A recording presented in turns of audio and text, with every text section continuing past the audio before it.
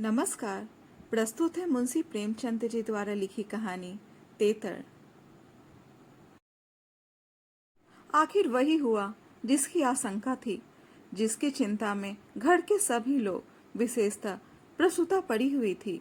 3 पुत्रों के पश्चात कन्या का जन्म हुआ। माता सौर में सूख गई, पिता बाहर आंगन में सूख गए और पिता की वृद्धा माता सौर द्वार पर सूख गई। अनर्थ, महाअनर्थ। भगवान ही कुशल करे तो हो। यह पुत्री नहीं राक्षसी है। यह अभागिनी को इसी घर में आना ही था तो कुछ दिन पहले क्यों ना आई।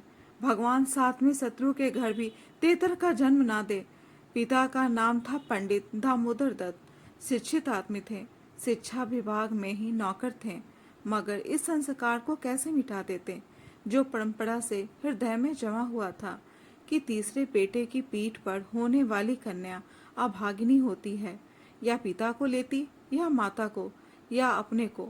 उनकी वृद्धा माता लगी नवजात कन्या को पानी पी पी कर कोसने। कलमुही है कलमुही, ना जाने क्या करने आई है यहाँ। किसी पांच के घर जाती तो उसके दिन फिर जाते। दामोदर दत्त दिल में तो घबराए हुए थे, पर माता को समझाने लगे, अम्मा, तेतर वेतर कुछ नहीं। भगवान की जो इच्छा होती है वही होता है। ईश्वर चाहेंगे तो सब कुशल ही होगा। गाने वालियों को बुला लो, नहीं तो लोग कहेंगे 3 बेटे हुए तो कैसे फूली फिरती थी। 1 बेटी हो गई तो घर में कोहराम मच गया। माता, अरे बेटा, तुम क्या जानो इन बातों को। मेरे सिर तो बीत चुकी है, प्राण नसों में समाया हुआ है। तेतर ही के जन्म से तुम्हारे दादा का देहांत हुआ। तभी से तेतर का नाम सुनते ही मेरा कलेजा कांप उठता है। दामोदर, इस कष्ट के निवारण का भी कोई उपाय होगा। माता, उपाय बताने को तो बहुत हैं। पंडित जी से पूछो तो कोई न कोई उपाय बता देंगे, पर इससे कुछ होता नहीं। मैंने कौन से अनुष्ठान नहीं किए। पंडित जी की मुठिया तक गर्म की। यहाँ जो सिर पर पड़ना था वो पड़ ही गया। अब टके के पंडित रह गए हैं। जजमान मरे या जिए, उनकी बला से। उनकी दक्षिणा मिलनी चाहिए बस। लड़की दुबली पतली भी नहीं है, तीनों लड़कों से हिष्ट पुष्ट है। बड़ी बड़ी आंखें हैं, पतले पतले लाल लाल होठ हैं, जैसे गुलाब की पत्ती। गोरा चिट्ठा रंग है, लंबी सी नाक। कल मुही नहाते समय रोई भी नहीं, टुकुर टुकुर ताकती रही। यह सब लक्षण कुछ अच्छे थोड़े ही हैं। दामोदर दत्त के तीनों लड़के सांवले थे, कुछ विशेष रूपवान भी ना थे। लड़की के रूप का बखान सुनकर उनका चित्त कुछ प्रसन्न हुआ। बोले, अम्मा जी, तुम भगवान का नाम लेकर गाने वालियों को बुला भेजो। गाना बजाना होने दो, भाग्य में जो कुछ है वो तो होगा ही। माता जी तो हुलसता नहीं, करूँ क्या। दामोदर, गाना न होने से कष्ट का निवारण तो होगा नहीं कि हो जाएगा। अगर इतने सस्ते जान छूटे तो ना कराओ गाना। माता, बुलाए लेती हूँ बेटा। जो कुछ होना था वो तो हो गया। इतने में दाई ने सौर में से पुकारकर कहा, बहू जी कहती हैं गाना वाना कराने का काम नहीं है। माता, भला उनसे कहो चुप बैठी रहे, बाहर निकलकर मनमानी करेंगी। 12 ही दिन हैं, बहुत दिन नहीं है। बहुत इतराती फिरती थी, यह ना करूंगी वह ना करूंगी।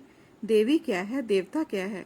मर्दों की बातें सुनकर वही रट लगाने लगती थी, तो आप चुपके से बैठती क्यों नहीं। मेमे तो तेतर को अशुभ नहीं मानती और सब बातों में मेमों की बराबरी करती है, तो इस बात में भी करे। यह कहकर माताजी ने नाइन को भेजा कि जाकर गाने वालियों को बुला ला। पड़ोस में भी कहती जाना। सवेरा होते ही बड़ा लड़का सोकर उठा और आंखें मलता हुआ जाकर दादी से पूछने लगा, बड़ी अम्मा, कल अम्मा को क्या हुआ। माता, लड़की हुई है। बालक खुशी से उछलकर बोला, ओहो हो, पैजनिया पहन पहन कर छुन छुन चलेगी। जरा मुझे दिखा दो दादी जी। माता, अरे क्या सौर में जाएगा, पागल हो गया है क्या। लड़की की उत्सुकता न मानी, सौर के द्वार पर जाकर खड़ा हो गया और बोला, अम्मा, जरा बच्ची को मुझे दिखा दो। दाई ने कहा, बच्ची अभी सोती है। बालक, जरा दिखा दो गोद में लेकर। दाई ने कन्या उसे दिखा दी तो वहां से दौड़ता हुआ अपने छोटे भाइयों के पास पहुंचा और उन्हें जगह जगह कर खुशखबरी सुनाई। एक बोला नन्ही सी होगी, बड़ा बिल्कुल नन्ही सी, बस जैसी बड़ी गुड़िया। ऐसी गोरी है कि क्या किसी साहब की लड़की होगी। यह लड़की मैं लूंगा। सबसे छोटा बोला, हमको भी दिखा दो। तीनों मिलकर लड़की को देखने आए और वहां से बगले बजाते उछलते कूदते बाहर आए। बड़ा, देखा कैसी है। मंझला, कैसे आंखें बंद किए पड़ी थी। छोटा, इसे हमें तो देना। बड़ा, खूब द्वार पर बारात आएगी, हाथी घोड़े बाजे आतिशबाजी। मंझला और छोटा ऐसे मग्न हो रहे थे मानो वह मनोहर दृश्य आंखों के सामने है। उनके सरल नेत्र मनोल्लास से चमक रहे थे। मंझला बोला, फुलवाड़ियां भी होगी। छोटा, हम भी फूल लेंगे। छट्टी भी हुई, बड़ी भी हुई। गाना बजाना, खाना खिलाना, देना दिलाना सब कुछ हुआ, पर रस्म पूरी करने के लिए, दिल से नहीं, खुशी से नहीं। लड़की दिन ब दिन दुर्बल और अस्वस्थ होती जाती थी। माँ उसे दोनों वक्त अफीम खिला देती और बालिका दिन और रात नशे में बेहोश पड़ी रहती। जरा भी नशा उतरता तो भूख से विकल होकर रोने लगती। माँ कुछ ऊपरी दूध पिलाकर अफीम खिला देती। आश्चर्य की बात तो यह थी कि अब कि उसकी छाती में दूध ही नहीं उतरा। यो भी उसे दूध देर से उतरता था, पर लड़कों की बेर उसे नाना प्रकार की दूधवर्धक औषधियाँ खिलाई जाती। बार बार शिशु को छाती से लगाया जाता, यहाँ तक कि दूध उतर ही आता था। पर अब की यह योजनाएं ना की गई। फूल सी बच्ची कुमलाती जाती थी। माँ तो कभी उसकी ओर ताकती भी ना थी। हाँ, नाइन कभी चुटकियां बजाकर चुम काटती तो शिशु के मुख पर ऐसी दयनीय, ऐसी करुण वेदना अंकित दिखाई देती कि वह आंखें पोंछती हुई चली जाती थी। बहू से कुछ कहने सुनने का साहस ना पड़ता। बड़ा लड़का सिद्धू बार बार कहता, अम्मा बच्ची को तो दो, बाहर से खिला लाऊं। पर माँ उसे झिड़क देती थी। 3-4 महीने हो गए। दामोदर दत्त रात को पानी पीने उठे तो देखा कि बालिका जाग रही है। सामने ताक पर मीठे तेल का दीपक जल रहा था। लड़की टकटकी बांधे उसी दीपक की ओर देखती थी और अपना अंगूठा चूसने में मगन थी। चुप चुप की आवाज आ रही थी। उसका मुख मुरझाया हुआ था, पर वह ना रोती थी, ना हाथ पैर फेंकती थी। बस अंगूठा पीने में ऐसी मगन थी मानो उसमें सुधा रस भरा हुआ है। वह माता के स्तनों की ओर मुंह भी नहीं फेरती थी, मानो उसका उन पर कोई अधिकार नहीं, उसके लिए वहाँ कोई आशा नहीं। बाबू साहब को उस पर दया आई। इस बेचारी का मेरे घर जन्म लेने में क्या दोष है। मुझ पर या इसकी माता पर जो कुछ भी पड़े, उसमें इसका क्या अपराध। हम कितनी निर्दयता कर रहे हैं। कुछ कल्पित अनिष्ट के कारण उसका इतना तिरस्कार कर रहे हैं। माना कि कुछ अमंगल हो भी जाए तो क्या उसके भय से इसके प्राण ले लिए जाएंगे। अगर अपराधी है तो मेरा प्रारब्ध है। इस नन्हे से बच्चे के प्रति हमारी कठोरता क्या ईश्वर को अच्छी लगती होगी। उन्होंने उसे गोद में उठा लिया और उसका मुख चूमने लगे। लड़की को कदाचित पहली बार सच्चे स्नेह का ज्ञान हुआ। वह हाथ पैर उछालकर गूं गूं करने लगी और दीपक की ओर हाथ फैलाने लगी। उसे जीवन ज्योति सी मिल गई। प्रातःकाल दामोदर दत्त ने लड़की को गोद में उठा लिया और बाहर लाए। स्त्री ने बार बार कहा, उसे पड़ी रहने दो। ऐसी कौन सी बड़ी सुंदर है, अभागिन रात दिन तो प्राण खाती रहती है, मर भी नहीं जाती कि जान छूट जाए। किंतु दामोदर दत्त ने ना माना। उसे बाहर लाए और अपने बच्चों के साथ बैठकर खेलाने लगे। उनके मकान के सामने थोड़ी सी जमीन पड़ी हुई थी।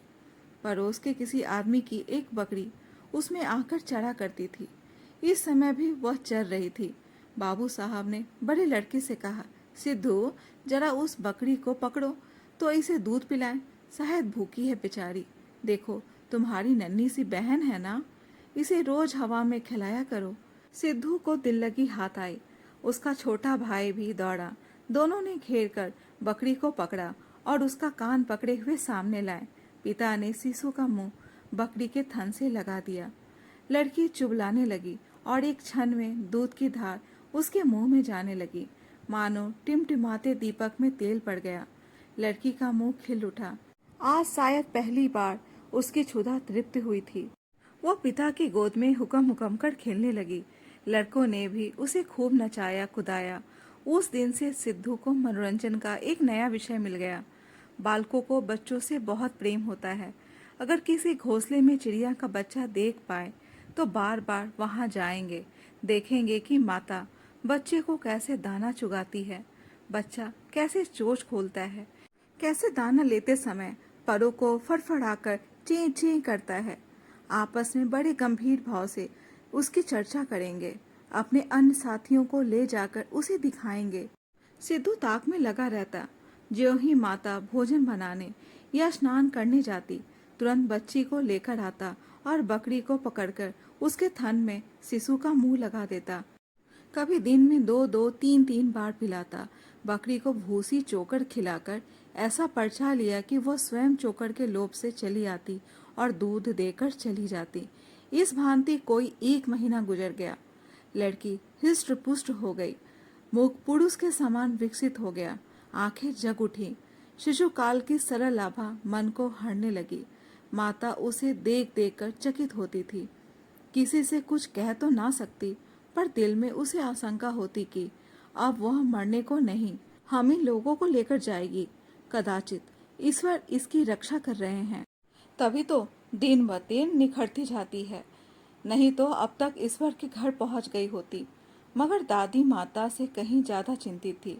उसे भ्रम होने लगा कि वह बच्ची को खूब दूध पिला रही है, सांप को पाल रही है, शिशु की ओर आंख उठाकर भी ना देखती। यहाँ तक कि एक दिन कह बैठी, लड़की का बड़ा छो करती हो। हाँ भाई, माँ हो कि नहीं, तुम ना छो करोगी तो करेगा कौन? अम्मा जी, ईश्वर जानते हैं जो मैं इसे दूध पिलाती हूँ। अरे तो मैं मना थोड़ी ही करती हूँ। मुझे क्या गरज पड़ी है कि मुफ्त में अपने ऊपर पाप लूं? कुछ मेरे सिर तो जाएगा नहीं। अब आपको विश्वास ही ना आए तो कोई क्या करे। मुझे पागल समझती हो? वो हवा पी पी कर ऐसी हो रही है। भगवान जाने अम्मा, मुझे तो आप अचरज होता है। बहू ने बहुत निर्दोषिता जताई, किंतु वृद्धा सास को विश्वास न आया। उसने समझा यह मेरी शंका को निर्मूल समझती है, मानो मुझे इस बच्ची से कोई बैर है। उसके मन में यह भाव अंकुरित होने लगा कि इसे कुछ हो जाए तब यह समझे कि मैं झूठ नहीं कहती थी। वह जिन प्राणियों को अपने प्राणों से भी प्रिय समझती थी, उन्हीं लोगों की अमंगल कामना करने लगी, केवल इसलिए कि मेरी शंकाएं सत्य हो जाएं। वह यह तो नहीं चाहती थी कि कोई मर जाए, पर इतना अवश्य चाहती थी कि किसी बहाने से मैं चेता दूं कि देखा, तुमने मेरा कहा ना माना, यह उसी का फल है। उधर सास की ओर से ज्यों-ज्यों यह द्वेष भाव प्रकट होता था, बहू का कन्या के प्रति स्नेह बढ़ता था। ईश्वर से मनाती रहती थी कि किसी भांति 1 साल कुशल से कट जाता तो इनसे पूछती। कुछ लड़की का भोला भाला चेहरा, कुछ अपने पति का प्रेम वात्सल्य देखकर भी उसे प्रोत्साहन मिलता था। विचित्र दशा हो रही थी। ना दिल खोलकर प्यार ही कर सकती थी, ना संपूर्ण रीति से निर्दय होते ही बनता था, न हंसते बनता था, न रोते। इस भांति 2 महीने गुजर गए और कोई अनिष्ट न हुआ। तब तो वृद्धा सास के पेट में चूहे दौड़ने लगे। बहू को 2-4 दिन ज्वर भी नहीं आ जाता कि मेरी शंका की मर्यादा रह जाए। पुत्र भी किसी दिन पैर गाड़ी पर से नहीं गिर पड़ता। न बहू के मैके ही से किसी के स्वर्गवास की सुनावनी आती है। एक दिन दामोदर दत्त ने खुले तौर पर कह भी दिया कि अम्मा, यह सब ढकोसला है। तेतर लड़कियां क्या दुनिया में होती नहीं? तो सबके सब माँ बाप मर ही जाते हैं।